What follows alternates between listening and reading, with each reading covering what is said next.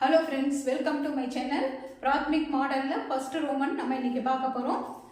अंगूर कैसा था, अंगूर बहुत बढ़िया था। कल कौन सा दिन, कल इतवार था। राम कैसा लड़का है, राम अच्छा लड़का है। आपके घर के पीछे क्या है, हमारे घर के पीछे मंदिर है। गाय क्या पीती है, गाय पानी पीती है। அடுத்த क्वेश्चन பார்த்தீங்கன்னா कुत्ता क्या खाता है, कुत्ता भात खाता है। दूध कैसे है, दूध गरम है। कमला कगाम है, कमला मैदान में। वगाम कौन है, वगाम रवि है।